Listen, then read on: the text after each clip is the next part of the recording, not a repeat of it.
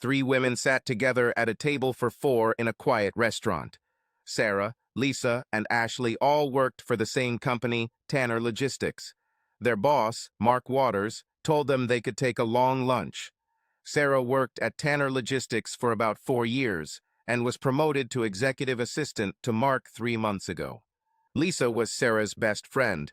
They met during their freshman year in college and have been inseparable ever since. Their husbands, Paul for Sarah and Joe for Lisa, also worked together at Tanner Logistics. It was quite a strange interaction, as Paul and Lisa had known each other since elementary school. Joe knew about Paul when they were in high school, although they went to different schools, but it wasn't until college that Joe started dating Lisa that they officially met. When Paul was in 5th grade, Lisa moved into a house 2 doors down from his. They were the only children in an aging neighborhood and quickly became best friends. They had childhood crushes on each other, but never at the same time. They never admitted their untimely attractions to each other, and therefore there was never a romantic relationship between them. While in college, Lisa met Joe and introduced him to Paul and her new roommate, Sarah. The four became an inseparable group. Paul and Lisa realized that, despite their unfailing love for each other, their feelings were more fraternal than romantic. They never even flirted with each other. Ashley, the third member of the lunch group, was a former executive assistant to Mark Waters. 3 months ago, Ashley was promoted to junior executive with Mark's help. She was instrumental in Sarah taking her place as Mark's current executive assistant. Sarah was eager to follow in Ashley's footsteps. While the three women chatted, 2 young women sat at a table on the other side of the thin partition right next to them. One of these women was Sarah's 21-year-old niece, Shannon. "Sarah," Ashley said, "this would help your career at Tanner. One night, and perhaps again in the morning," she laughed, "and you will be provided for." "Yes, sure. Even if I wanted to, how could I hide it from Paul?" "That's the thing, he doesn't want it to be hidden from Paul," Ashley responded. "This is crazy," Lisa interjected. "Sarah, do you really think Paul will be okay with you sleeping with your boss?" At these words, Shannon raised her head from the menu. She only knew one couple named Sarah and Paul. Ashley interrupted before Sarah could respond. "He won't be happy about it, at least not right away, but he'll accept it eventually. Brian accepted, John accepted, Marlon accepted. You should think about it too, Lisa. Your name has been mentioned several times." While this was happening, Shannon picked up her iPhone and turned on the video recording app. She held the phone so it would film the 3 women, then placed it on the floor so it would record the conversation. "He's a really nice guy," Sarah said. Lisa was silent. "To be honest, he's not that good in bed," Ashley said. "He definitely doesn't have anything above average, but I guarantee the situation will make it exciting." "I don't know, Ash. Paul is as easy as the next guy, but I just don't see him going for it," Lisa said.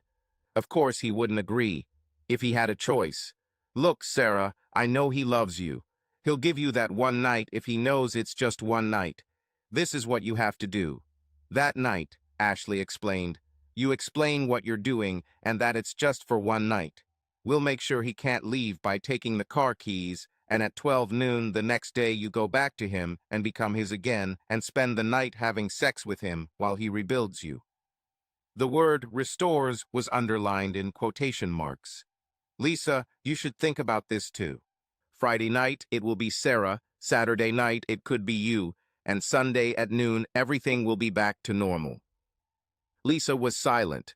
She knew that if this happened, things would never be normal again. "I don't know, Ash," Sarah said. Ashley continued, "We have just under 2 weeks to get this all set up. Paul owes you this one night, and it will help keep you both company. Didn't you say that you were going to start having children? Once you start this, it will be a family forever." Lisa continued to remain silent. "Besides everything else," Ashley continued, "you make sure you have your Plan B pill. You will show it to Paul before you leave with Mark, and make a big deal of it by taking it to him in the morning when you return." "Hey, Ash," Lisa said, "are you sure you covered all your bases? What if it gets physical? Aren't you afraid Paul will start a fight? Ashley laughed. Come on, Lisa. Mark is approximately 6'4". Paul is approximately 5'8".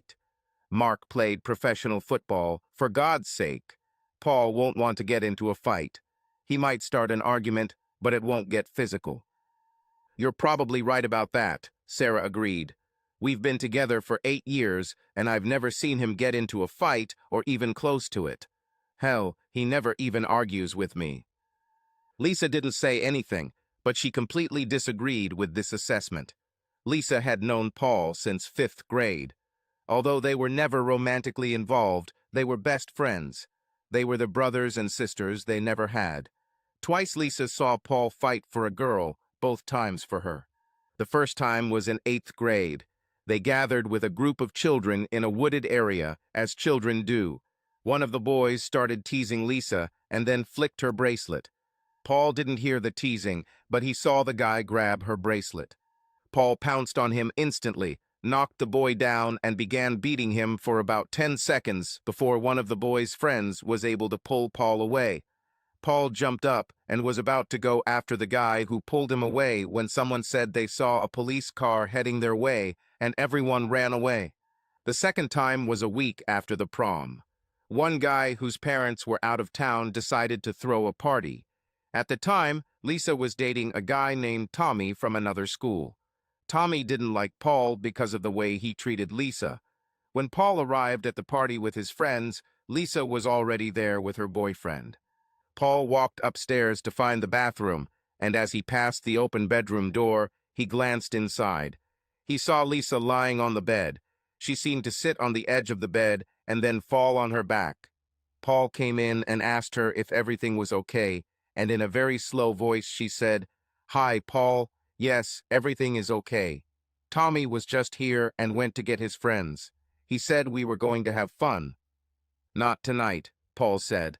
He helped her up and led her downstairs, sitting her on the sofa. Giving her some water didn't make her look any better, so he took her out into the yard and sat her down on a lawn chair. "Lisa, stay here. I'll go get the guys and take you home." At that moment, her boyfriend's car pulled up to the curb next to the house and Tommy got out with 3 of his friends.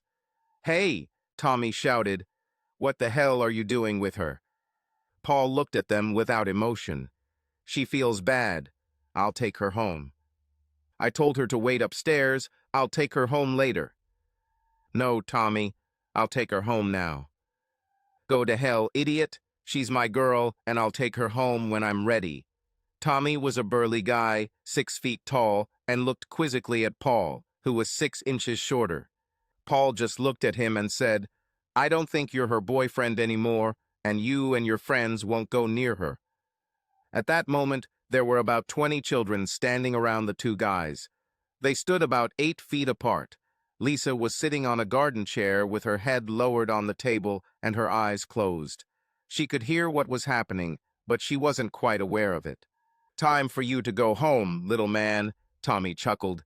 "It's time for the big boys to play a little." "You're right, idiot. It's time for me to go, and I'll take Lisa with me." 2 guys from the crowd watching this began to talk quietly to each other. Joe, who studied with Tommy, and Nick, who studied with Paul. They both knew guys from their schools, but weren't close friends with them. "Do you think they will fight?" Nick asked. "Seems like it." "Who are you betting on?" "I think it's Paul." "You're crazy. Look at the size difference. Tommy will crush him." "I don't know, man. Look at Tommy. He's playing to the crowd. He thinks it's a joke. He thinks he will crush him. Now look at the other guy. He's focused on Tommy. He doesn't show it, but there is hatred there. If they start fighting, Paul will go crazy. We'll have to drag him away." At this moment, Tommy raised his voice. "That's all, little man. Leave in 5 seconds." Paul knew what would happen next and was tired of waiting. "Go to hell, you coward. This will be the worst day of your fucking life." Tommy chuckled and started walking towards Paul, who wasn't moving. Like most fights between children, it didn't start with punches. It started when Tommy got close enough and tried to push Paul in the chest with both hands. As Tommy's hands went to Paul's chest, Paul did what his father taught him. 20 seconds later, Tommy was able to grab Paul again, and they were wrestling on the ground, trying to punch each other. Tommy was already badly beaten, and much of his morale was crushed. Paul suffered a bruise under his left eye, which later turned into a black eye, but no other injuries were visible from Tommy. Paul broke free again and jumped to his feet. The whole fight was over in a few minutes. Tommy slowly rose to his feet. Paul looked at Tommy's friends and said, "If he comes at me again, I'll punch him in the fucking throat. Tell your boyfriend that Lisa just broke up with him. If he even tries to apologize, I'll find him and break his fucking legs." Tommy's friends were stunned. One of them finally came to his senses and stood between the guys and said, Okay, it's over. Take your stupid bitch and get out of here before we call the cops." "Go ahead and call the cops, moron," Paul replied. "I want to tell them what you and your idiot friends were going to do to Lisa." A couple of kids who didn't like Tommy very much suggested that they record everything on video and send it to Paul. Joe watched from the crowd as Paul and his friends half-carried Lisa to their car and drove off. Although Lisa was nearly unconscious during the fight, she later saw the video and was shocked at how calm and violent Paul acted. The fact that he did this for her strengthened her attachment, albeit platonic, to him. Remembering that time and what she saw on the video, Lisa thought that it would end very badly. Paul will not give up and will not back down. He might get beaten, but he won't give up without a fight. "Sarah, this is a bad idea. Paul won't agree to this." "Don't be so pessimistic. Everything will be fine," Ashley said. "First, as soon as we arrive, take the car keys so he can't leave the resort. Show him your love, but don't have sex with him for a week beforehand. Talk about long-term plans all week, like going on a trip in 2 months, and constantly mention that you're going to start having kids soon. This way, when you return to him the next day, you will remind him of all your plans for the future. You just have to really have sex with him on Saturday night. Tell him Mark wasn't that good, and like him Paul is much better. Really boost his ego. I'm telling you, he has such a calm personality that it probably won't even be a problem. He might even like it." None of the 3 women noticed the phone lying on the floor near the partition, which was recording the entire conversation on both audio and video. Shannon and her friend could also hear the conversation and were shocked, to say the least. Shannon had been having a secret affair with Paul ever since her aunt started bringing him to family gatherings, and she always believed that her Aunt Sarah was the luckiest woman in the world because she had Paul. Shannon used her friend's phone to send a message to Paul. "Paul, this is Shannon. Call Sarah as soon as possible. Tell her you were just thinking about her. Do not tell her I asked you to do this. Details later. Shannon." 10 seconds later, she heard the phone ringing and the voice of her Aunt Sarah. "Hey, honey, what's wrong?" "That's sweet. I was thinking about you too. I'm just having lunch with Lisa and Ashley. We're at Angelo's near the mall. Yeah, I'll be home on time." "Okay, honey. I love you too." "Okay. Bye." "That was weird," Sarah said to no one in particular. "Paul almost never calls me during the day, and I'm usually in the office at that time." "Maybe it was a sign," Lisa said. "Lisa, I know you and Paul have known each other for a long time, but I've been married to him for 6 years, and we've been together for 8. He won't be happy about this, I understand that. But he won't let it come between us, I know him, and that will really help us in the company." "Lisa," Ashley continued, "I've known Paul for many years. He idolizes Sarah. Not only will he accept it, I actually think he will enjoy it. A lot of men love it, and I'm sure he'll want to make it a permanent part of their marriage." "I don't think I can do this," Sarah said. "It sounds exciting, and I like that it will help us in the company, but I would never." "Never say never," Ashley laughed. Then, turning to Lisa, she said, "It's just sex. She won't replace Paul. I'm telling you, Lisa, you should think about this too on Saturday night." "I don't think so. Joe is all I need." "It's not a matter of necessity," Ashley said. "It's a matter of desire and career opportunity. Suddenly, your salary doubles and the husband you love doesn't have to work so hard. So this also helps my husband. Like I said, it's not like Mark is some macho guy who will take Sarah away from Paul. He's a big guy, but that doesn't mean everything is in proportion, if you know what I mean. Lisa was thinking about what to do. She knew she would have to tell Paul what was going on, and was surprised that Sarah thought she could keep it a secret.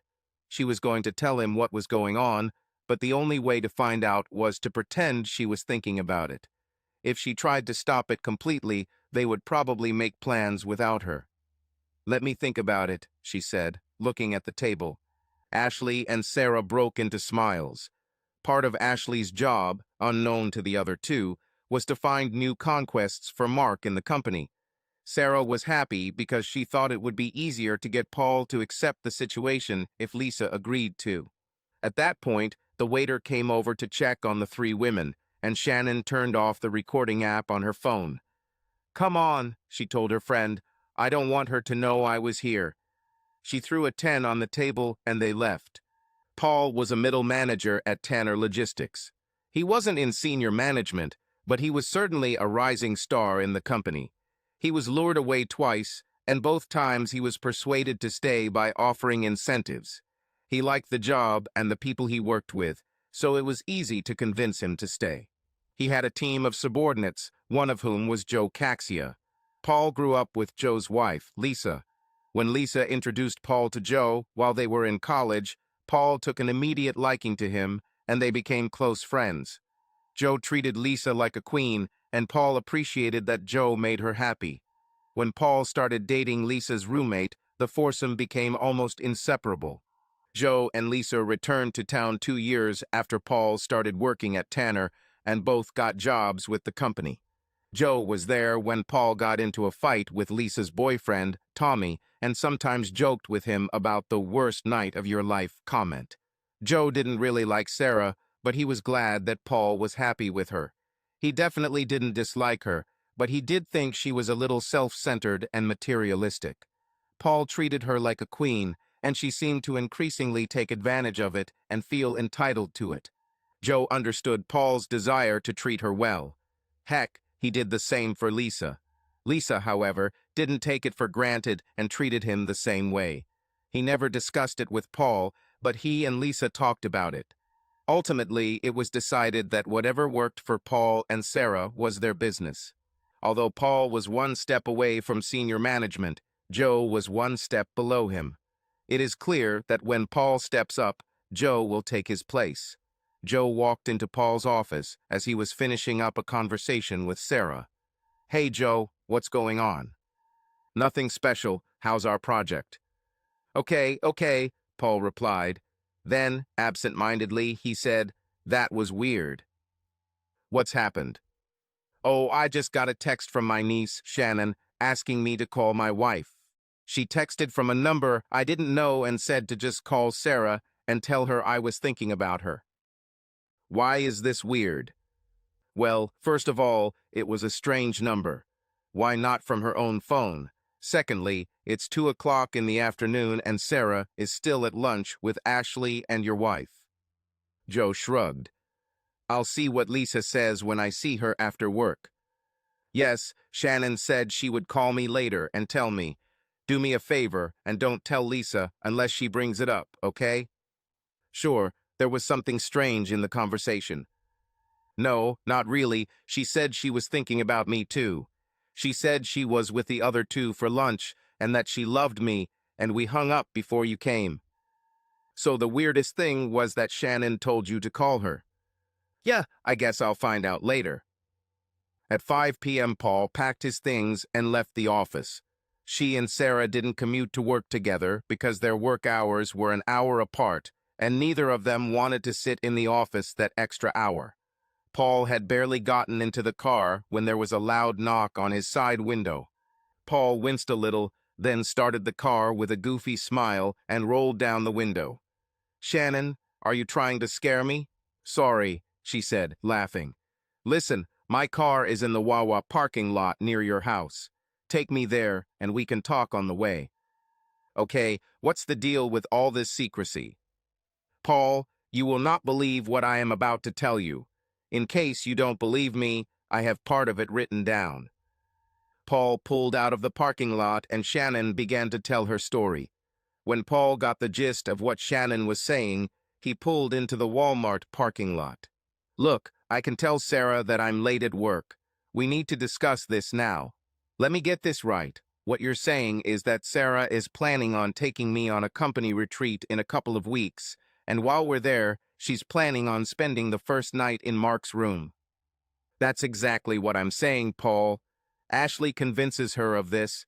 She tries to convince Lisa to stay with Mark on Saturday night, too. She thinks that if Joe sees that you approve of it, he will follow your example. Are you kidding? Are you serious? There's no chance Sarah will do that. I recorded part of their conversation. I take it Sarah doesn't know you were there. Don't think. I'm sure she would have called me by now to sort the situation out.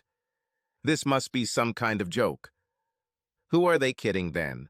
You didn't know about this, so it's not a joke for you. Perhaps this is a joke against Lisa. Here, listen to the recording. After the recording played, Paul asked, Shannon, can you send this to me?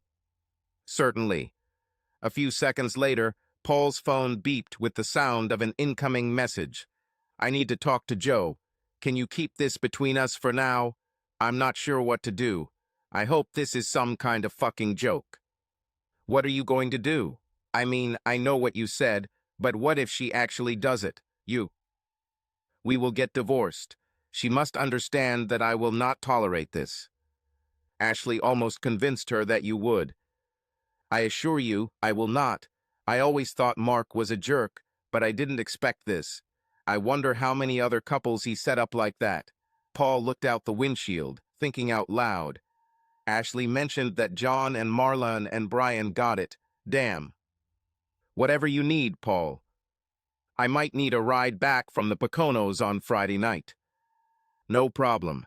Take me back to my car and think about what you want to do. I'm torn between dealing with her now and waiting and seeing if she tries. Listen, if there's anything I can do to help, let me know. If she does, I don't see myself talking to her much, if at all. I think in a divorce you will get me in addition. This was said with a wide smile that did not escape Paul. Yes, we'll see. I hope this is all some fucking misunderstanding. Shannon walked the rest of the way to the car in silence, everyone lost in their own thoughts. As Paul dropped Shannon off, Joe walked through the door of his house. He put down his briefcase and walked through the house to the family room in the backyard. Lisa lay in a chair with her hands on her stomach, looking at the ceiling. Hey, Lisa, are you okay? No, Joe, I'm not fine. We have a problem, and I don't know what to do about it. Do you want to talk about it? Yes. Can we go out into the yard and light a fire in the fire pit? Certainly. Let me change. I'll be out in a minute. Would you like something to drink? Yeah, I could drink 5 Long Island teas, but I'll settle for beer. Okay, Joe laughed. Go throw some cardboard and kindling in the fire pit. I'll be out in a minute. 20 minutes later, they were sitting around a small fire, and Lisa told Joe what happened at the restaurant.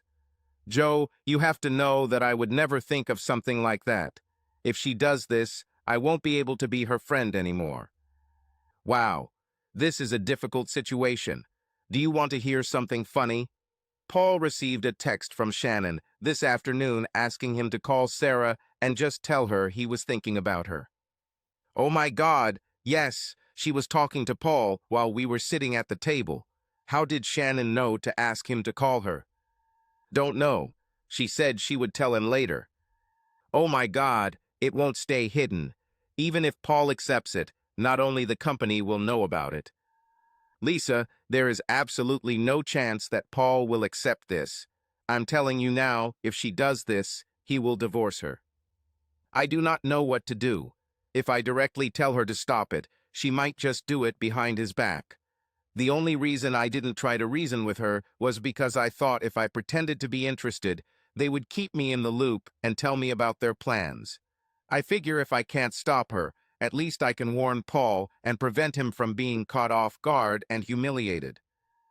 I'm proud of you, Lisa. You're a really good friend to Paul. He's like a brother to me, dear. When I thought about it today, he is more important to me than Sarah.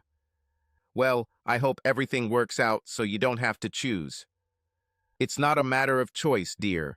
If she does this, I simply cannot be her friend, even if they stay together. Well, I have a feeling Paul already knows about this. I'll call him in a little while and see what he thinks.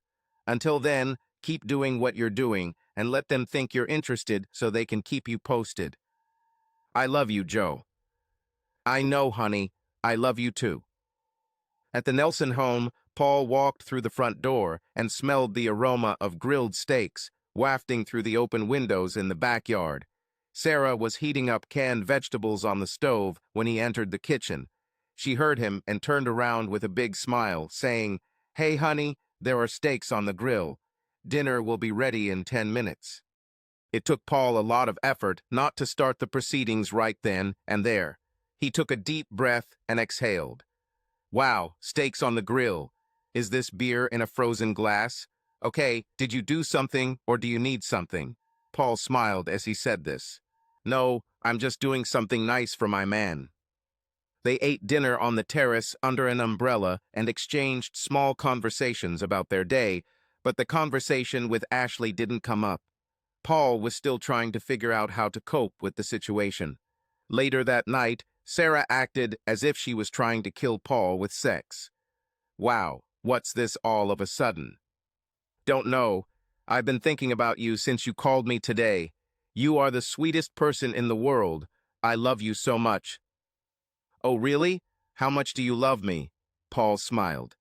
What do you mean? What would you be willing to do for me? I would do anything for you. I like to think that we would do anything for each other. I love you, Sarah. I would do almost anything for you. He hoped she would pick up on the almost and say something like, whatever you would do, but she snuggled into him and fell asleep. The next morning at work, Joe walked into Paul's office as soon as he could get out and closed the door behind him. Good morning, Paul. I had a very interesting conversation with Lisa last night. Good morning, Joe.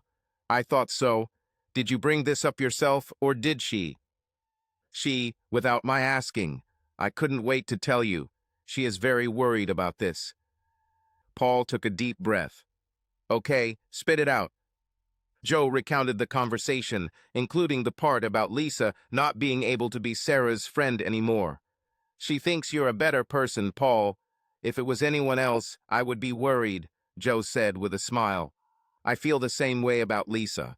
I really appreciate your support. Lisa will pretend to be interested too, so they will keep her in the loop. I don't know how long she can do this. This really bothers her.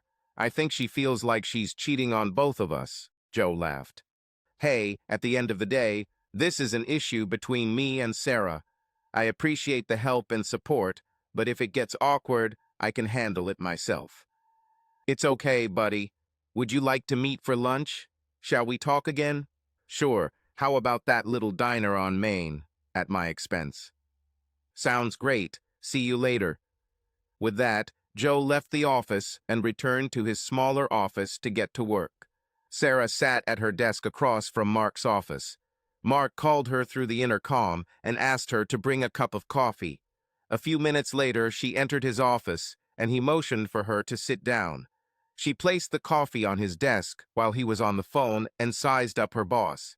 Mark was a big man, approximately 6'4", and weighed about 250 pounds. He had gained weight since Sarah first met him several years ago, but was still in good shape. He was the son of the owner. His father, Tim Waters, was the owner of Tanner Logistics. Mark was a very attractive man, dark hair and dark eyes. She knew he was a professional football player. She thought he was a good person, and he always seemed caring. Sarah knew that Ashley had received her promotion because of Mark, and she knew that other employees had been provided for because of his influence and generosity. Ever since she became his personal assistant a few months ago, they had become very close. Mark was not married, but seemed to have a string of girlfriends. At every corporate event, Mark came with a new girl. In one of their conversations, Mark told Sarah that he did not see himself getting married. He didn't want to have children and didn't want to be tied down. He saw sex as something everyday and had no intention of staying with one woman. He told her that he had curiosity about different women, and usually, after he had been with a woman once or twice, the curiosity disappeared and he wanted to move on. Lately, he has been persistently pestering Sarah. He said that he has curiosity about her, and after they are together once or twice, this curiosity will pass and they can move on. Until he could do this, he became obsessed with her. He promised that after they were done, he would take care of her the same way he took care of Ashley, and he would also take care of Paul. Although she and Paul were comfortably well off, it would have been really nice if the future owner of the company had taken care of her and her husband. She knew Mark wanted to sleep with her, but she did not want to cheat on Paul. To say that Paul was her everything would be an understatement. She adored him and loved him with all her heart. Ashley was now suggesting that Paul was basically a submissive man and would actually enjoy Sarah being with another man. She was confused. She didn't want to hurt Paul. She knew that anyone who said they never had the desire to sleep with someone other than their spouse was lying. People remain faithful in marriage because of the possible consequences, not because there is no attraction. Paul was a kind of subordinate personality. He gave her everything she wanted and always deferred to her in everyday matters. He never argued with her and was never angry with her. He never argued with anyone, really. His father was a policeman and treated Paul's mother the same way Paul treated her. She sometimes wondered if Paul's father had ever watched his mother have sex with another man. Ever since Ashley told her what Mark wanted to do at the company retreat, she had been feeling nervous. She was certainly attracted to Mark, but she had no desire to hurt Paul's feelings. Was Ashley right that this would be better for their marriage in the long run? Although Paul will be upset at first, will this be good for them in the long run? Sarah, come back to earth. Sarah was very distracted. Oh, sorry. Don't worry. How does everything look on our schedule for today? Excellent, Mr. Professor Waters. You have a lunch meeting with Mr. Houseman at 11:30 and a meeting with Mr. Lightman at 2:30. Other than that, it's an easy day, sir. Sarah, when we're in the office, call me Mark. He stood up and looked out the window. Have you thought about leaving? It's less than 2 weeks away. Ashley said she talked to you yesterday. Yeah, I'm not sure I can do that. Of course you can. Look, I won't force you, but everything will be fine, I promise. I thought about that. I'm just not sure my husband will accept it. Sarah, talk to other women. They'll tell you. They were all so nervous when we did it. Everything worked out well for them and their husbands. They thought their husbands would be angry, but they weren't. They liked it, it turned them on, and now their sex life is better because of it. Mark didn't know if it was true, but he didn't care. Mark walked up behind Sarah and began massaging her shoulders. Sarah, this will be a one-time event for the two of us. 2 other couples in the same situation wanted to continue, but I said no. I don't want to break up marriages, and I'm not a threat to other people's marriages. I don't want to replace anyone's husband. I just want to help you spice up your sex life and strengthen our working relationship. It's like the retreat that my father and I have been organizing for decades. I know you feel the same spark that I do, and we need to let it out. At the same time, your husband will get a chance to fulfill his fantasy. I don't know, Mark. He never spoke of such a fantasy. Sarah, think about it. Think about Paul's personality.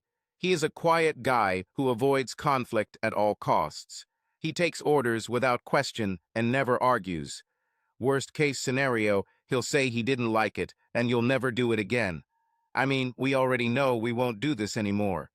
When he realizes that he really likes it, you'll have to find another guy for the role. He wants someone to take control of him, Sarah. When was the last time he raised his voice at you?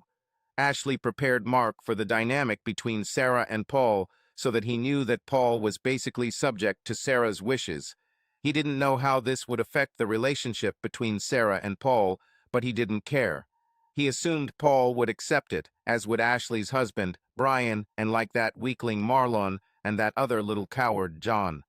He looked forward to the look of shock on Paul's face as he led Paul's wife into the master bedroom. "I'm just trying to help you, Sarah. This will allow us to release that spark and allow Paul to release his too. Paul needs someone to take control of him. As his wife, it is your responsibility to give him what he needs. That doesn't make him a bad guy, just a guy with different needs than most men." Sarah sighed. "Let me think about this a little more. I really need to get back to work or else everything will pile up on my desk." "No problem, honey. Are you having lunch with Ashley and Lisa again? We probably spend a lot of time together." "This is good. Ashley is like my right-hand woman, and her recommendations mean a lot when it comes time to promote someone. She was the reason for your promotion to your current position." "Yes, I kind of owe her for that. Okay? Mark, I really need to get back to work." With these words, Sarah stood up and headed towards the door.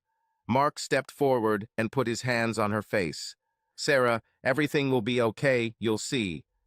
With these words, he kissed her gently on the forehead, then walked around his desk and sat down in his easy chair. Sarah stood still for about 3 seconds, took a deep breath, then walked out of the office without looking back. Mark sat in his chair with a smile on his face as he watched the beautiful young woman leave his office. He long and persistently sought her, and looked forward to finally achieving his goal. Ashley was telling him that Sarah had almost agreed. For now. Although Mark didn't know Sarah's husband personally, he knew about him. He did not work in the same industry as Mark, so Mark was not his direct supervisor. However, since Mark's father owned Tanner Logistics, he was kind of the boss of everyone, right? Paul was much shorter than Mark and weighed no more than 170 pounds and was very inconspicuous. This made Sarah such an attractive target. Like all the husbands Mark had done this to, Paul was quiet and would have swallowed it. Mark was confident that his own size and the fact that his father owned Tanner would intimidate Paul into submission. He hoped that this one would be the first to shed tears. Marlon was close to it. Mark wouldn't bully Paul after that night. He'll take Paul's wife for one night to show Paul who's the alpha, but if the affair continues after that, he'll keep it a secret. If, on the rare occasion, Paul decides to start a fight, he will humiliate him enough to keep him quiet. One day, when the old man finally retires, or better yet, dies, Mark will take over, and these guys will already know and accept him as the alpha male. At lunchtime, Paul and Joe sat in a small diner at a table in the corner. They chose a spot where they could both see the front door and the street through the glass. Joe started the conversation first. "What do you think?" "The way I see it, I have 2 options," Paul replied. "The first is to do nothing and see if she goes through with it. If so, then divorce her. The second is to confront her and try to prevent the divorce. Maybe you should give her a hint. Find a movie where the wife cheats with her boss and the husband goes on a shooting spree. You know, a family movie like John Wick." Paul laughed, appreciating his friend's attempt to defuse the situation. "I think something like this might be a good idea." "At this point, do you want to divorce her?" "No." "What will be the tipping point?" "I'm not sure." "If she plans this until Friday but doesn't follow through, will you leave her?" Paul took a deep breath. "Listen, buddy, I love her. I don't want to lose her, but I can't stay with her if she does this. I think the breaking point would be if she goes into that bastard's bedroom on Friday night. So if we can show her what she has to lose and keep her from it, you'll stay with her." After a few moments of thought, Paul responded, "Yeah, but it has to be her own insight. If I just confront her and tell her she's caught, she might do it behind my back. I can't live without trusting her." "Got it, Paul. I'm not sure I agree with this approach, but okay. If it were me, I would have already gone after her with my fists. She has to not do this for the right reasons. I don't want to lose her, Joe, but I don't want to keep her if it's just a temporary solution." "Okay, let's come up with a plan." Across town, in a small restaurant, Ashley, Sarah, and Lisa were sitting. They ordered food, and after the waitress left, Ashley started talking. In less than 2 weeks, you will have the most exciting night of your life. Was this the most exciting night of your life? Lisa asked. Without a doubt, this was a turning point in my marriage. Our sex life is incredible now. Lisa continued to push Ashley, but Ashley didn't notice. So the most exciting night of your life involved humiliating your husband. Well, it sounds bad when you say it like that, but Brian eventually got over it. What do you think this event was like for Brian? Sarah was silent. Look, Ashley said, I see where you're going with this. It was necessary. If I had asked Brian beforehand, of course he would have said no. It had to be forced on him so he could see that it would be good for us. It's like a new dish for a child. They say they don't like it, but after trying it, they realize it's great. Was Brian humiliated? Well, he was a little embarrassed. So what made this the most exciting night of your life? Your husband's embarrassment. How many people saw you leave with your boss while your husband sat there? All the most exciting nights of my life involved my husband's joy.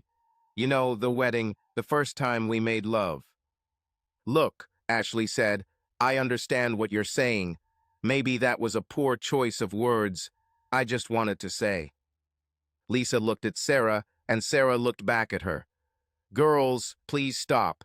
I'm going to the bathroom. I'll be right back. Sarah quickly stood up and walked away from the table, leaving the other two. I knew exactly what you meant, Ashley. Let me tell you something. I've known Paul since he was a kid.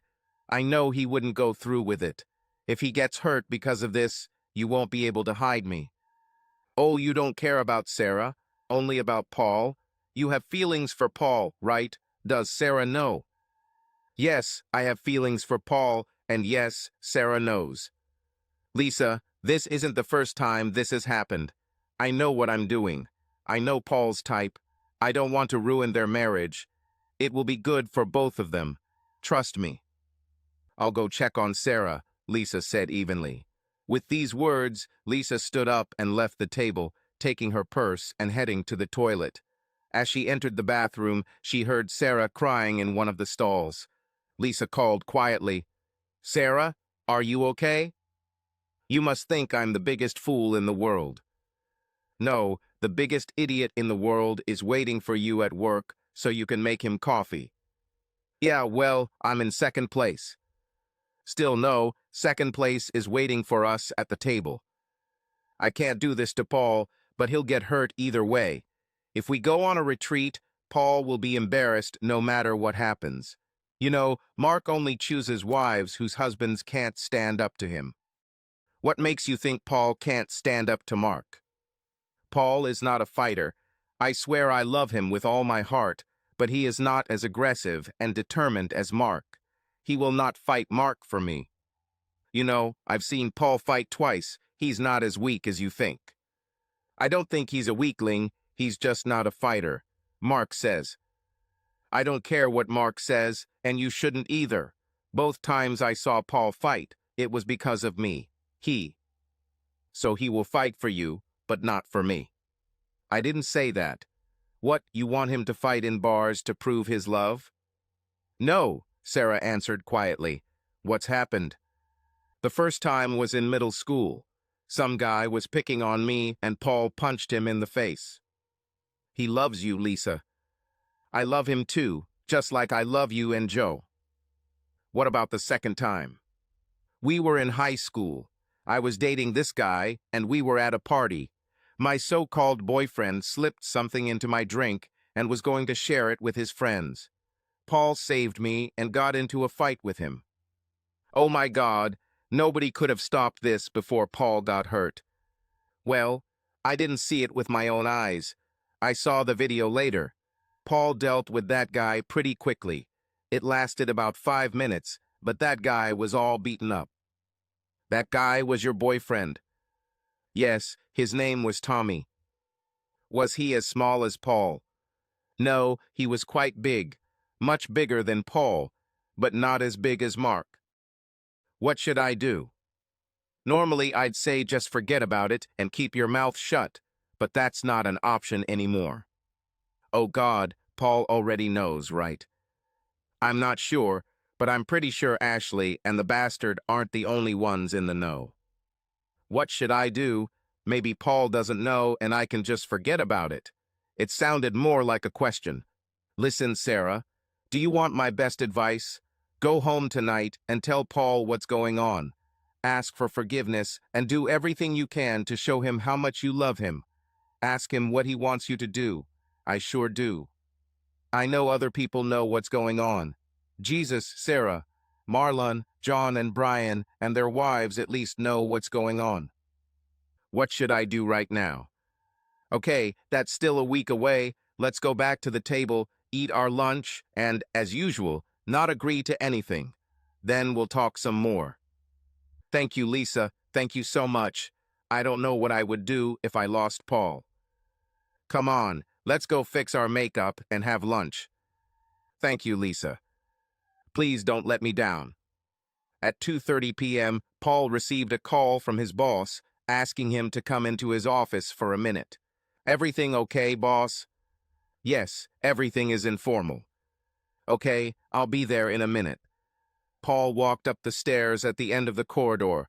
He avoided elevators so he could move more. The irony was that his boss's office, which Paul hoped for in the future, was directly above his own. The door to the office was open, so Paul entered. Hey, Marlon, what's wrong? Good afternoon, Paul. Mark Waters was just here, and he wanted to know if you were still going to the retreat next week. That's interesting. Why does Mark care if I go? Well, your wife works for him, and he likes you. He really hopes you'll be there. Marlon, is this your way of telling me that I have no choice but to go? Well, there will be a lot of important people there, including some of our clients. Your presence could be very beneficial for your career. Plus, most of the guests will be staying in the cabins, while a select group will be staying in the main building. Has going to retreats helped your career, Marlon? Marlon hesitated, then looked down at his desk. Yes. Who else will be living in the main building with us? Brian and Ashley, John and his wife Megan, and Joe and Lisa. Why Joe and Lisa? Well, I think if everything goes well at the retreat, you can move up the corporate ladder. I think Mark wants to know what kind of person Joe is. Well, I'm still planning on going, but I'm not sure about Sarah. Paul teased Marlon about Sarah. He noticed that all three guys mentioned in Shannon's post were mentioned by Marlon. What? Why can't Sarah go? Well, I'm not sure. I think I heard her talking about other plans. Why is it important that she be there? After all, she's just a secretary, right? Well, it's a family retreat. It's important that everyone is there. You know, everyone socializes and gets to know each other's families. And besides, she might have a chance for a promotion. If I didn't know better, Marlon, I'd think you wanted her there more than I did, Paul chuckled.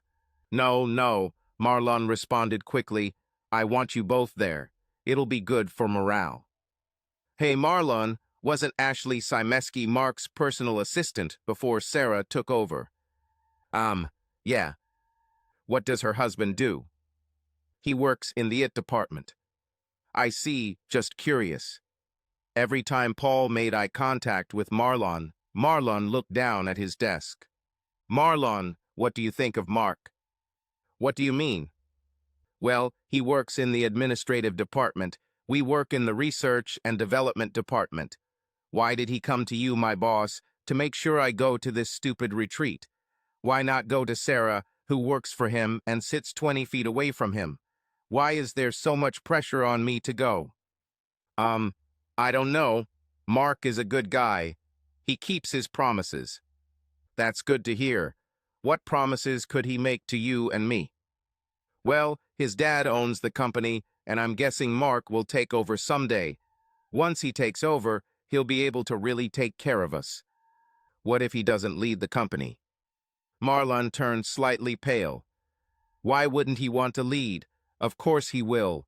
Who wouldn't want to lead this company? Sometimes it's not a matter of desire, Marlon. Sometimes it's a matter of necessity. Ask yourself if you think Waters is capable of leading this company, and then ask yourself if old man Waters knows. But Mark is his son. Mark is a loser. Paul started to get angry. If we all know he's a loser, I'd guess the old man knows it too. Be careful messing with the wrong horse, Marlon. Marlon sat in silence, and it was an awkward moment. So, are you going on a retreat? You know what? I wouldn't miss it for the world. I'll be there. Okay, great. That's all I have. Okay, boss. We'll talk later. Paul sarcastically emphasized the word boss. As he left the office, he had no doubt that Mark had done to Marlon what he wanted to do to him. The situation put a lot of pressure on Paul. He loved his wife with all his heart, but he chose his words very carefully when he told her that he would do almost anything for her. Letting her take a lover was not on that list. Paul knew that if this happened, if she went through with it, he wouldn't be able to stay with her. He wasn't ready to share. He also knew that she herself had to make the decision not to do this. It must come from her. If he confronted her and forced her to abandon the plan, he would always wonder if she would do it behind his back. Just before Paul left work that day, he received a text from Lisa. I think Sarah had an epiphany. Paul drove home with the radio off, lost in thought. When he pulled up to the house, he saw Sarah's car in the driveway. He got out of the car and slowly walked to the front door, quietly opening it. He wasn't trying to be quiet, he was just in that mood. He placed his briefcase by the door and headed towards the back of the house. When he walked into the living room at the back of the house, there were glass French doors leading out to the backyard patio. To his right was a long sofa, facing the doors. There were armchairs at both ends of the sofa, facing each other, and opposite the sofa there was a small love seat. Sarah sat in the middle of the sofa, covering her face with her hands and crying quietly. Sarah, are you okay?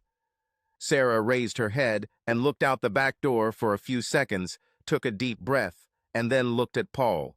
Her eyes were red and swollen, her skin was blotchy, and she was in a terrible state.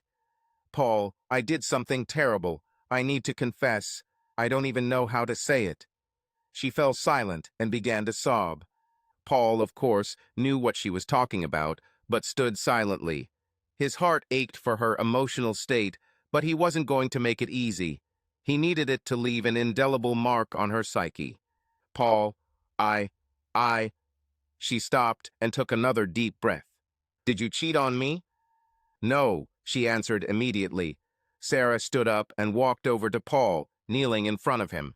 She wrapped her arms around his waist and pressed her cheek against his stomach like a child.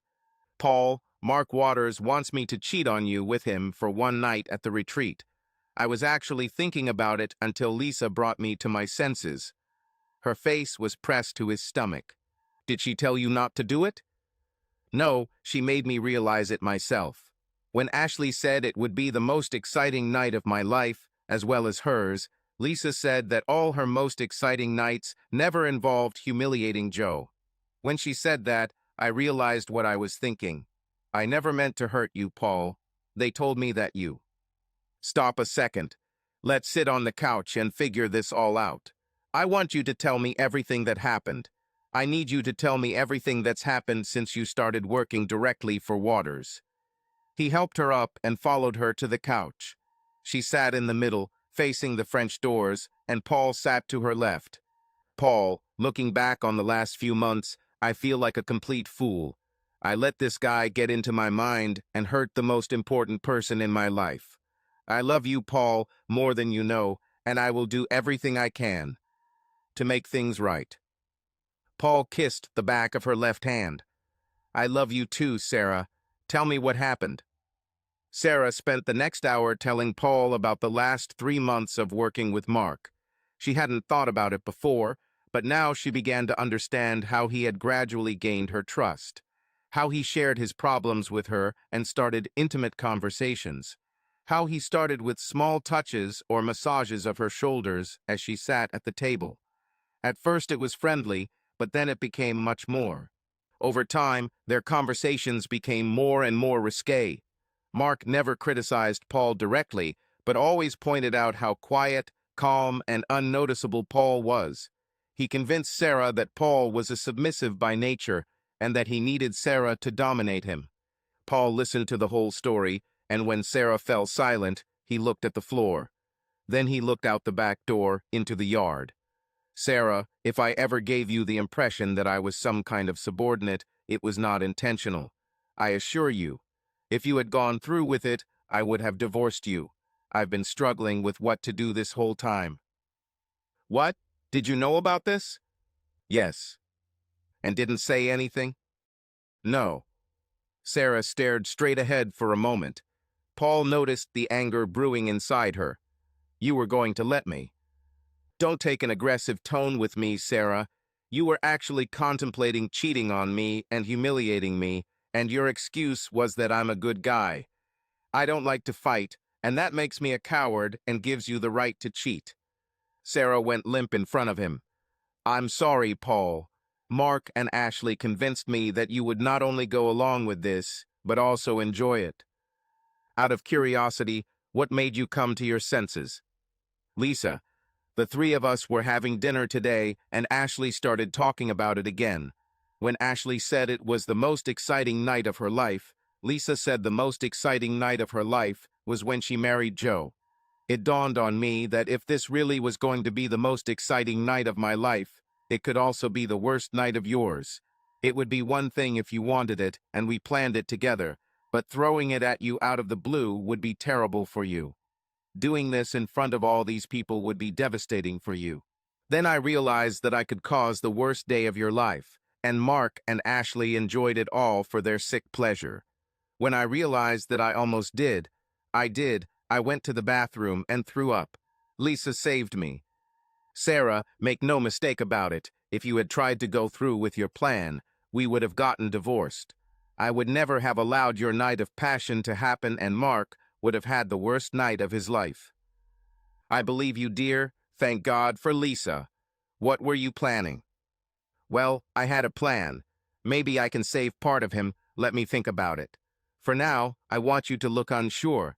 Tell Mark you're not sure if you can go through with it, but don't say no. Let me think. I'd really like to teach this bastard a lesson, Sarah. When this is all over, I might have to look for another job. It's okay, honey. Other companies have tried to poach you before. We can handle it. Paul, I don't want you to fight him. I don't want to fight him either if I can avoid it. You understand that you will have to look for another job too. I know. I won't be able to work with him after this anyway. Paul needed to talk to someone outside. He called an old friend. Bobby was a computer genius who worked in the IT department of a consulting company. Yo. Hey, Bobby. It's Paul. Do you have a minute? Wow, this is serious. You didn't call me an ass, a freak, Bobby laughed. Paul smiled to himself. He and Bobby had known each other for a long time and were always making fun of each other.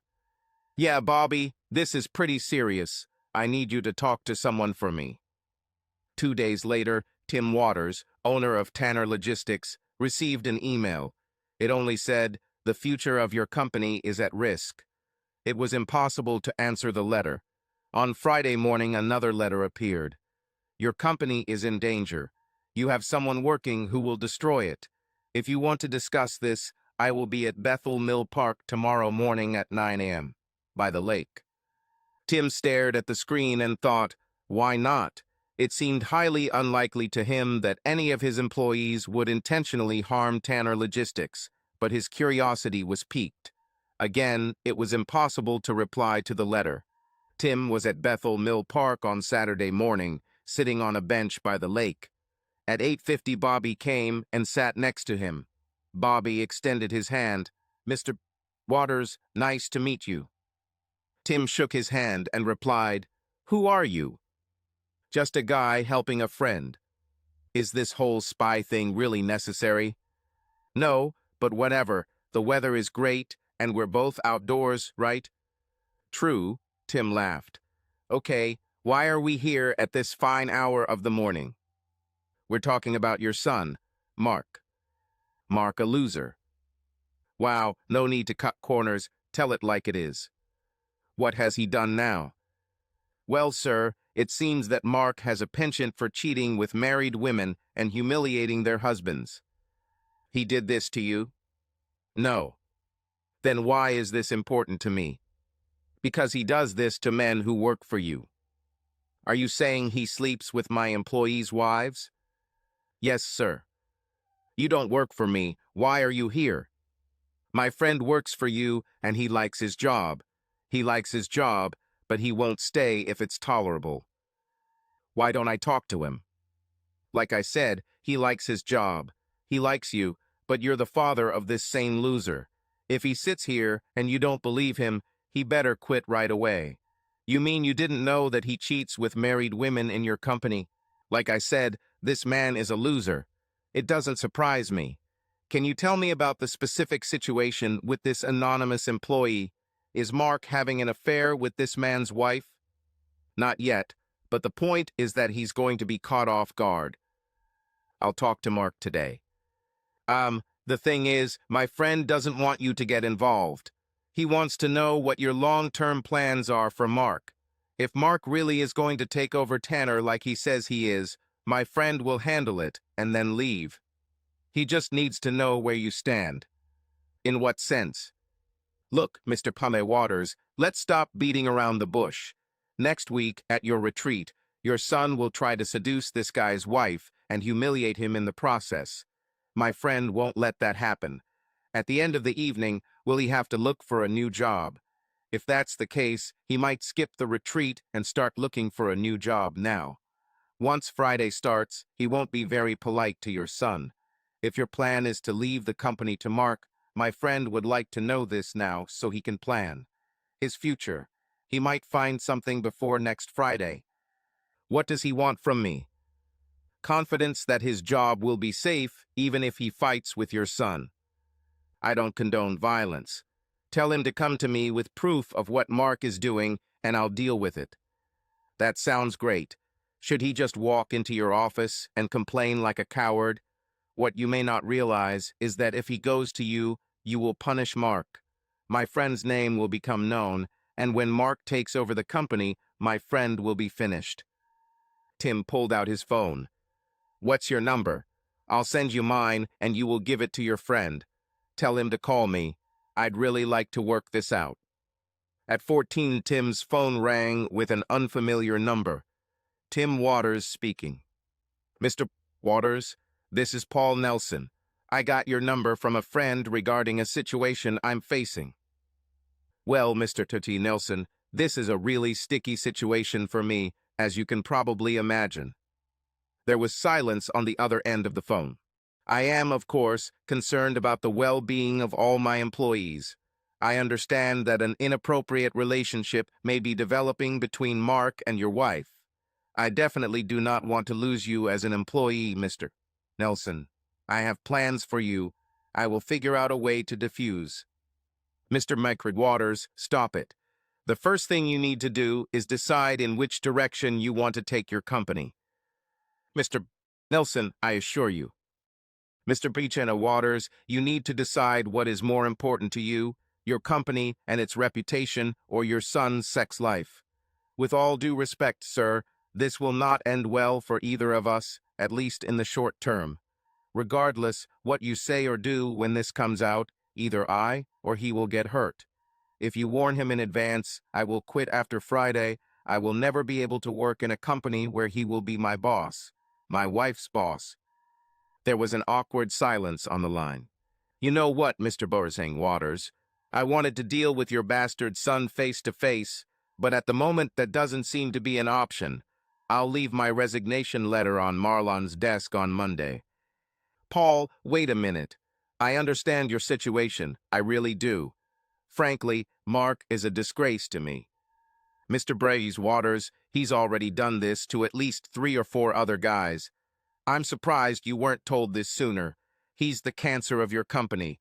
Why should I stay at Tanner knowing that in a few years he'll lead it and then I'll have to quit? What's your solution, Paul? Catch him in the act and fire him. Cut out the cancer. After 5 seconds of silence, Tim answered, "Let's meet in person. Lunch at Angelo's on Monday at 12:30. Sounds good, Mr. Waters. Just the two of us, right?" "Yes. See you." Paul pressed end call and turned to his wife. "We're meeting for lunch on Monday at Angelo's. If you go to lunch, make sure you choose another place." "Okay," she answered quietly. "When you talk to the bastard, be vague. Lead him by the nose. He has to believe that it will happen, even if you don't say you agree. If he records the conversation, I don't want it to turn out later that you're up to something." Then she agreed. Fine. Sarah was still afraid that this could create an irreparable rift between her and Paul. Paul took a deep breath and let it out slowly. "Look, honey, I really want us to get through this. For that to happen, I need to make sure I can trust you." "I understand. I will never do anything again to make you doubt whether you can trust me. I love you, Paul." When Paul entered the restaurant, he saw Tim Waters sitting in a booth in the back corner of the dining area. As he approached him, Tim stood up and extended his hand to Paul. Paul shook it, and they both sat down. The waitress came up to them, took their lunch order, and left them alone. "Mr. Burris Waters, we don't have to drag this out. I have my letter of resignation with me, and we can." "Paul, please. First of all, call me Tim. Secondly, I will not accept any resignation letter from you. You're much more valuable to Tanner than Mark." "You're right, Paul. Mark has a cancerous tumor. I thought about this a lot over the weekend. I spoiled him since childhood to please his mother." I finished. "If what you say is true, and we can prove it, he will leave. What exactly is going on, and what are you going to do?" "Well, Mark is going to spend the night with my wife on Friday night at the retreat. I understand you'll be on the West Coast." "Yes, I don't like missing retreats, but I have planned this meeting for a long time." "What is going to happen?" "Well, Mark invited 5 or 6 couples to stay in the main house with him. As far as I understand, with the exception of one couple, he has already done this with all the other couples who will be staying in the main house. He's been working on my wife for months now, trying to get her to let this happen. Apparently Ashley Simeski is his accomplice and is filling Sarah's head with all sorts of nonsense about how she and I will be provided for and so on." "Oh my God, this is a nightmare. Incredible," Tim muttered. At some point, probably around 9 or 10 p.m., Mark will go to his room for the night, and my wife will go with him. Or so he thinks. I'll stay in the main room with the other couples, humiliated. At least that's what he thinks. Why does he think she'll agree to this? He promised her a promotion and a raise for both of us. He said that as soon as he took over leadership, both of us would be provided for. He also promised career stagnation if she did not agree. Think about Ashley Simeski. Do you know what you're going to do?" "Well, around 8:45 I'll propose a toast, explain that I'm not going to let this happen, and find a way to write it down." "Wait, isn't there a CCTV system in the main house?" "Yes, I have. It is equipped with an audio and video system, controlled from the security room in the basement of the main house. I imagine Mark will ask Norman to turn it off, but he might want to record it." Tim looked at Paul and said, "You realize this is going to be a blow to Tanner's reputation, right? Anyway, it will happen. Everything will come out. At the risk of sounding like a jerk, you hired him knowing that he was, in your words, a weirdo. I'm not going to meet with you and them in some office and come to an understanding. To hell with it, everything will come out. I don't condone fighting. I won't look for a fight, but if he starts, I won't back down. Any ideas?" "Maybe. We'll see you on Wednesday. I'll tell you one thing. I don't want to lose you, Paul. If Mark really tries this, he'll leave."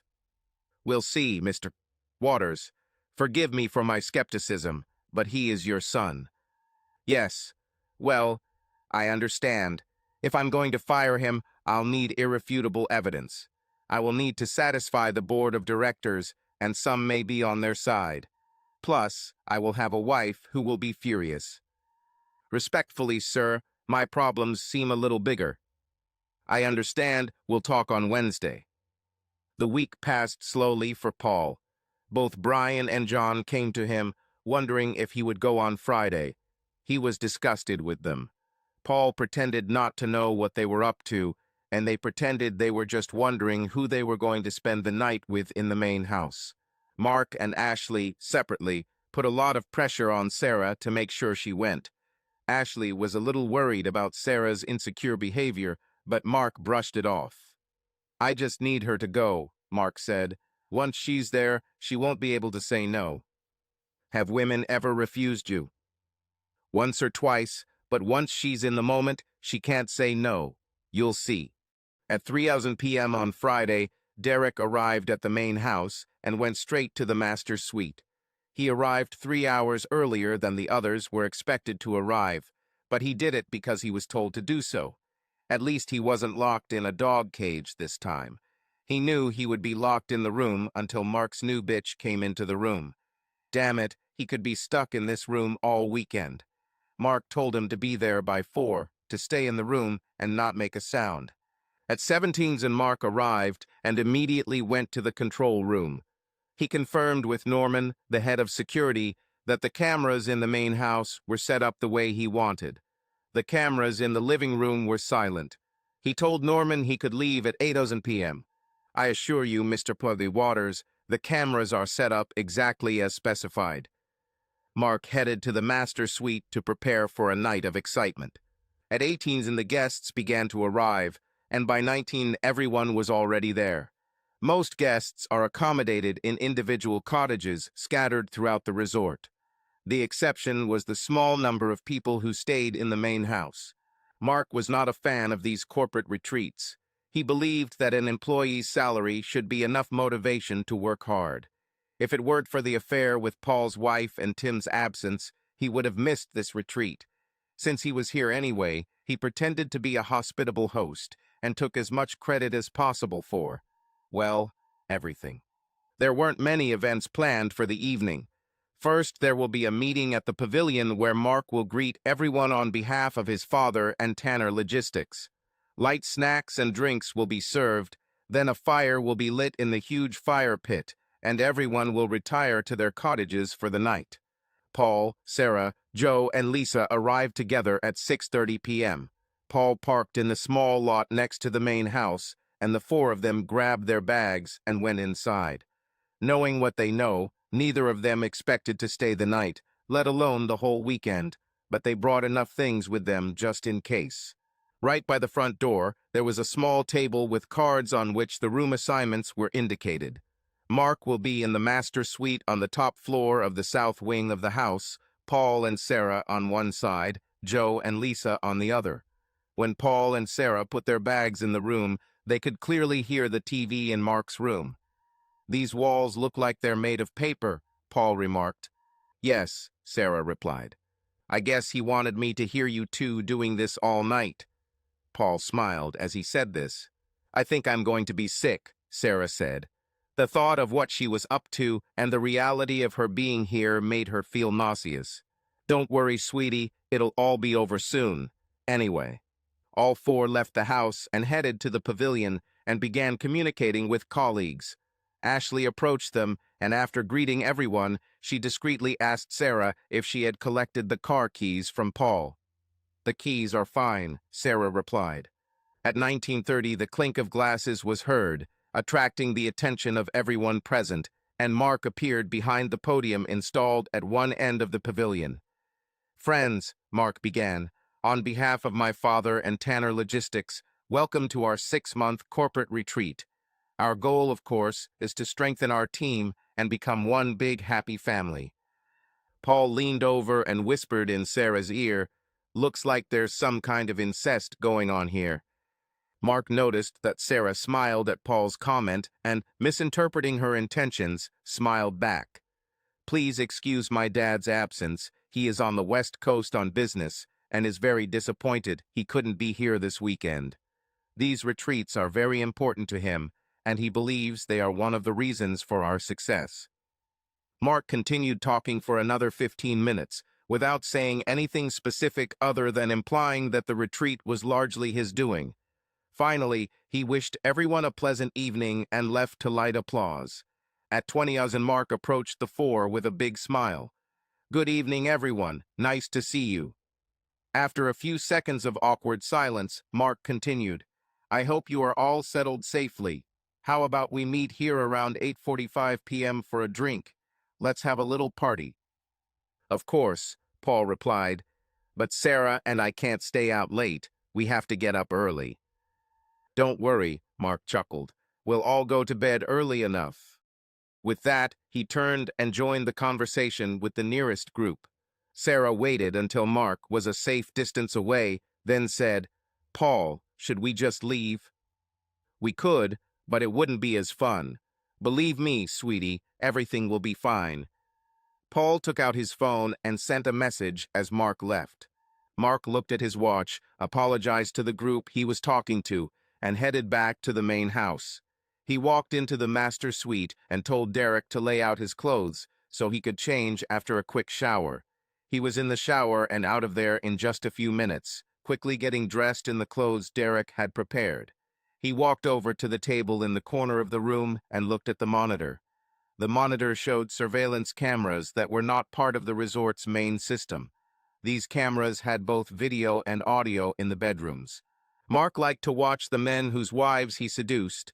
He enjoyed watching them get nervous and wander back and forth. Cameras were also installed in the living room, dining room, and hallway. This system did not monitor the outside of the house or areas that Mark considered unnecessary. The main security system did that. Mark could hear two couples in the adjacent rooms talking. The walls were thin and not soundproof. Mark rebuilt the walls using thinner drywall and smaller studs to make them as thin as possible. He wanted the occupants to be able to hear what was going on in his room. At 8:45 p.m., Mark went downstairs to get ready. Initially, he thought of seating everyone at a large dining table. If he could be sure that he could arrange everyone so that Sarah was sitting next to him and Paul was locked at the far end of the table, he would have done so. Sitting in the living room wasn't conducive to this arrangement either, but when the time came to claim Sarah for the night, it would be very dramatic to see her leave her husband and go to him. The resort was purchased by Tanner Logistics 10 years ago and was used by the company's employees. The main house was actually a mansion. In the central part, there was a foyer, several small living rooms, and a large living room. Behind the living room was a large kitchen, and beyond that was a large banquet room. On one side of the kitchen, there was a large dining room with a long table that could seat 14 people. On either side of the living room were two wings with two floors containing separate bedrooms. Each level had 5 bedrooms, 2 on each wall and one large room at the end. The exception was the south wing of the top floor, where the master suite was located. It replaced the end room and 2 bedrooms, so there were only 3 rooms in this hallway. Stairs from the upper floors led down to the living room. The basement was accessible from the kitchen and from the street, and contained the control room of the complex and storage areas for food and other necessary items for the main house. There was also an apartment that could be used as a bomb shelter or safe room and could accommodate up to 10 people. Sometimes the control room and kitchen staff stayed there when they had to spend the night at the resort. 3 kitchen workers were present over the weekend to prepare meals for those who remained in the main house. The rest of the guests of the resort ate in the dining room of the pavilion. Snacks for the evening were prepared and left in the kitchen. At 21 everyone who remained in the main house gathered in the living room and took seats on the soft furniture around several coffee tables. In attendance were Paul and Sarah, Joe and Lisa, Brian and Ashley, John and Megan, and Marlon and Jennifer. Mark was sitting on the couch alone, and Derek was in the master suite, which no one but Mark knew about. On one side, there was a fully stocked bar and a refrigerator stocked with various brands of beer. Mark began to say, "Good evening, everyone. I hope everyone found their rooms." There was a slight murmur of agreement. Paul was silent and stared at Mark. "I took the liberty of ordering champagne for everyone, and I want to propose a toast." It was obvious that Paul, Sarah, Joe, and Lisa had not taken their glasses. Mark suggested that the wives would follow their husband's example and said, "Paul, Joe, please take a glass." "It's okay, Mark," Paul said. "I already have a drink. Go ahead and make your toast." "Oh, okay, sure. Here's to a great retreat weekend. For the time spent in good company and team building in our company, during the time when we get to know each other and ourselves better." Mark noticed that Paul hadn't taken a sip from his glass. "Anyone else want to make a toast?" "Of course," Paul said, standing up with his drink in hand. "We sacrificed everything for Tanner Logistics, knowing that the company's success meant success for each of us, for the rewards to be worth the sacrifices, and for an early night." Mark started to smile and looked at Paul. "Wow, I couldn't have said it better. You're right, Paul. We sacrifice everything, but it always pays off." No one noticed Derek standing in the shadows at the top of the stairs, looking up at Mark with adoration. "Paul," Mark continued, "we have what could be considered a tradition at Tanner. In the near future, my father will retire, and I will take over the management of the company. When that happens, I need to know that I can fully count on the loyalty of my employees." "Well, Paul, this is it," Paul thought to himself. "Has anyone already hinted at a lack of loyalty to the company?" "No, Paul, not yet." "I haven't heard that Tim is retiring. What's the timeline for that?" Mark was a little surprised that Paul used the name Tim, but continued, "We haven't set a date yet, but it will happen soon. When this happens, big changes will occur. Those who show loyalty and cooperation will be richly rewarded. Those who do not show up will look for a new job, without a recommendation." "Wow, that sounds threatening," Paul said. "I take it since I'm in the main house, and not in one of the little cottages, that means I'm okay." "Funny you should ask that, Paul. Since Sarah began working under my leadership, we have become very close." "This is true." Paul said it more as a statement than a question. He looked around at the others. Marlon, John, and Brian looked at the floor in front of them. Megan and Jennifer looked around nervously, while Ashley looked at Paul with a smirk on her face. "Yes, Paul, it is. Sarah and I made a decision. I want you to know that although this may be a little uncomfortable for you, you won't be the first to experience this." "Going through what, Mark?" "Well, Paul, Sarah will spend the night with me in my bedroom." Knowing this was coming, Paul couldn't help but laugh. "Sorry, Mark. It will not happen." "Yes, Paul, it will. In a few minutes, Sarah and I will retire to my bedroom. She will spend the night with me and return to you at noon tomorrow." "What if I say no?" "You can say no if you want, but it will still happen. Look, Paul, we both, hell, everyone here, knows what's going to happen. You're a good guy. It doesn't make you a bad guy. I'll just borrow Sarah for the night so we can both satisfy our mutual attraction and move on." "Tell me, Mark, did you have the same agreement with the wives of everyone present here?" "Well, it happened with 3. This showed me how loyal these men were to me. They and you will be very well provided for when the old man finally gets out of the way. I value loyalty above all else. Let me get this right. To keep my job, do I have to let you sleep with my wife?" "There's no need to be rude in front of the ladies, Paul. Look, although your job doesn't depend entirely on Sarah spending the night with me." "Great, then we can agree that this won't happen. You can take the wife of one of these other guys and Sarah, and I will go to our room alone." Mark stood up with a grin on his face. This was almost his favorite moment, an exchange where the husband tries to find a way to keep his wife from leaving with him. This has not happened yet and will not happen today. "Paul, let's not make this any more difficult than it needs to be. Are you telling me these guys let you have their wives to keep their jobs? Sorry, this job is not that important to me, so I have to say no." "You don't understand, Paul. It's not your decision. This whole conversation is just a courtesy.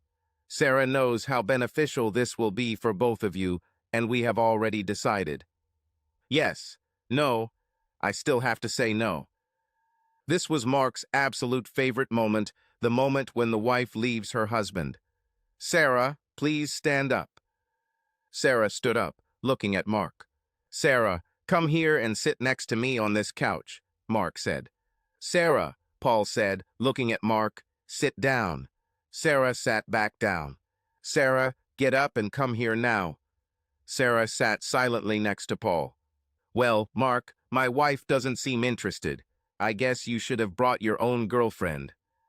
"Sarah, if you value your work and your husband's work, you will come here now."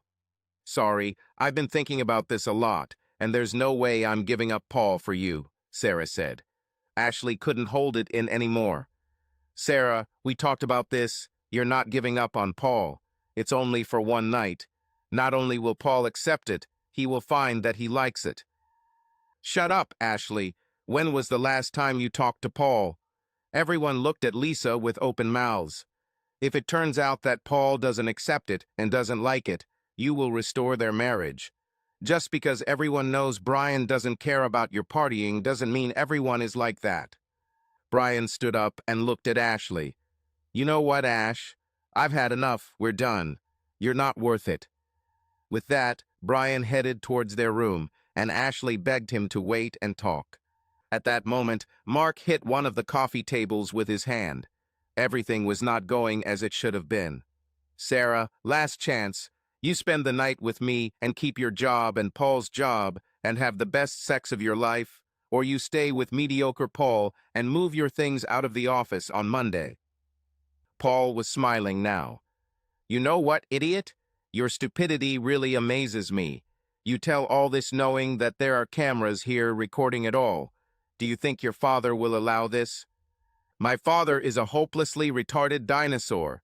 As for those cameras, don't you think I've already turned them off?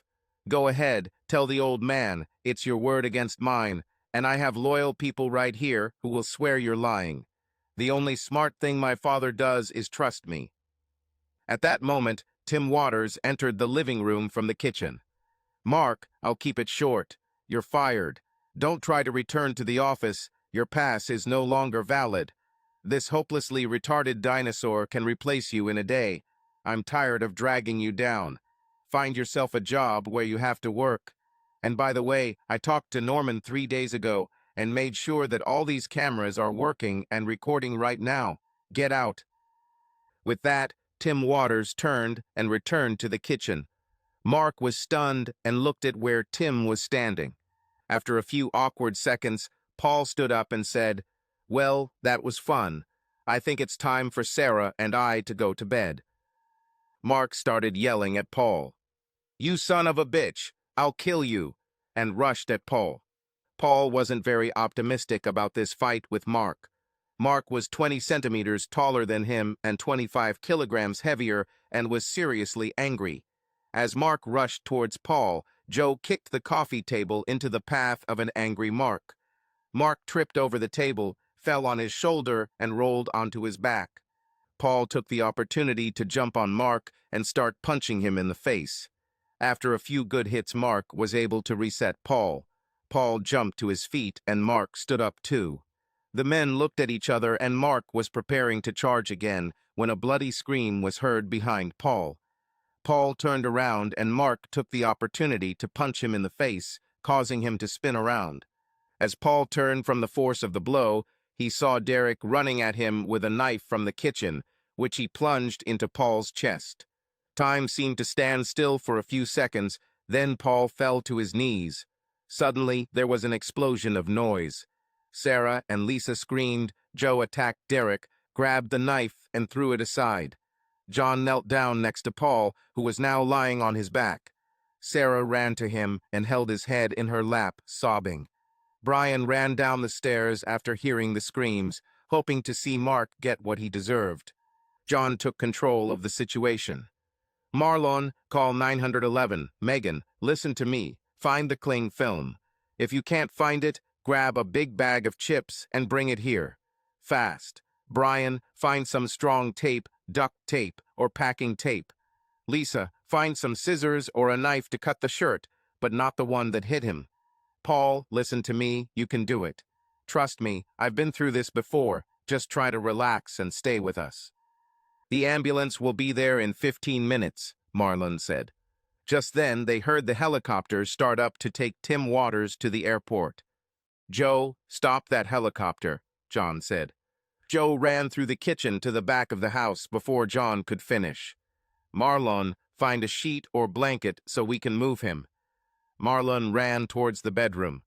At this point, Megan returned with a large bag of chips and Lisa with a large kitchen knife. Open the bag and pour out all the chips. Lisa, cut his shirt so we can get to his chest. Lisa quickly cut off the buttons and pulled Paul's shirt aside. John took an empty bag of chips, flattened it, then folded it in half twice. Jennifer came running with a roll of duct tape. Cut 4 strips, each about 25 cm long. Paul was conscious, but beginning to go into shock. Paul, stay with us, buddy. Marlon returned with a large blanket, and Brian followed. Joe returned from the kitchen shouting that the helicopter was waiting and the hospital was a 3-minute flight from the helipad. John placed strips of duct tape across a bag of chips and told Marlon to lay out the blanket next to Paul. Okay, Sarah, lay your head down gently, then come here and keep your hand on this bag. Okay, that's it. We'll roll him over onto his side, then put a blanket under him, then do it on the other side to completely enclose him. When this was done, John said, Sarah, keep applying pressure to the wound.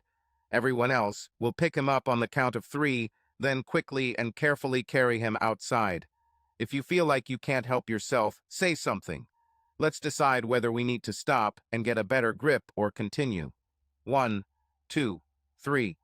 4 men and 3 women lifted Paul by the blanket and began to carry him to the back door. In the chaos, no one noticed that Derek and Mark had disappeared. Ashley was still in her room. The helicopter was not designed for medical evacuation, so they laid Paul on the floor in front of the rear seats. Sarah climbed up to him and continued to put pressure on the wound. John also boarded the helicopter, and Tim Waters sat in the front seat next to the pilot. The other 6 moved away from the helicopter, and the pilot shouted, "Clear." The helicopter took off as the first police cars arrived on the scene. Paul woke up to the sound of car horns and quickly realized where he was and what had happened. He looked to his right and saw Sarah curled up in an uncomfortable chair with a blanket draped over her shoulders. Sarah? Sarah opened her eyes and smiled widely at Paul. Hi, handsome. She rose from her chair, walked over to Paul, and kissed him tenderly on the forehead. The doctor said you'll be fine. The knife pierced the lung. He said John saved your life. The bag of chips prevented air from entering my lungs. Paul, he saved your life with a damn chip bag. I don't remember much after I was hit, Paul answered in a quiet voice. Who was this guy? His name is Derek Messing. You won't believe it, but he's Mark's homosexual lover. Sarah even laughed a little when she said this. Where did he come from? It looked like he was waiting in Mark's room. I think their plan was for me to go to Mark and have sex with both of them all night. I saw Joe attack him. Did he at least fight back? Well, there was a lot of noise. Joe had to run out and stop the helicopter. Derek escaped. And Mark too. Sarah, I'm sorry things didn't go according to plan. Honey, everything is fine. No, look, I was a little arrogant, thinking that everything would go exactly according to plan. Floor, stop it immediately. If you hadn't done what you did, it would have been someone else after me. I see you did this for the next girl. I love you, Paul.